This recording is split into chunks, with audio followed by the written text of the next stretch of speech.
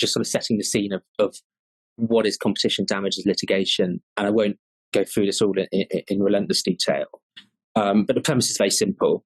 It is if a party breaches competition law, then a party who suffered loss is entitled to claim for any damages that they've suffered for that loss. And one of the things that makes it so interesting and difficult is just the sheer ripple effects of competition breaches. They can affect so many different areas of the supply chain in so many different, not just in a linear way too, so many different companies and consumers, and often in different complex ways. And so we'll come on to that more, but it's one of the key themes really that arises in competition litigation.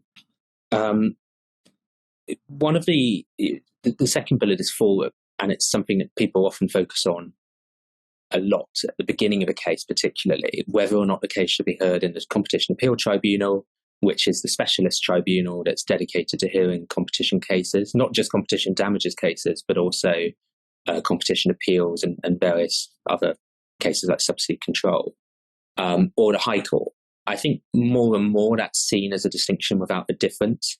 There are slightly different procedural rules, and there are slightly different limitation rules, although less and less so. They're becoming more aligned.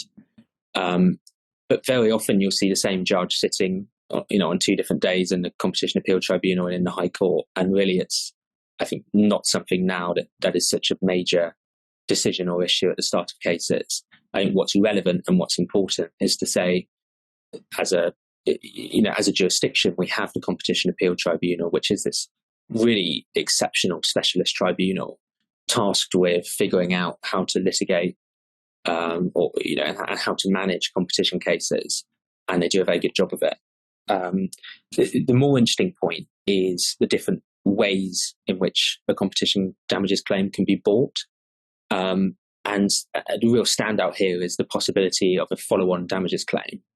And I imagine many of the people viewing will be really familiar with that, so I won't labour it. But the point is, if you have a prior decision of a competition regulator, be it the European Commission or the CMA or one of the concurrent regulators exercising their competition powers, you can rely on that decision to prove liability. And the value of that, of course, is that not needing to reprove liability can save an awful lot of resource in the course of litigation. You're essentially stripping out an enormous chunk of the case you need to prove, and you start 2 or 3 nil up as a claimant already if you're in that scenario.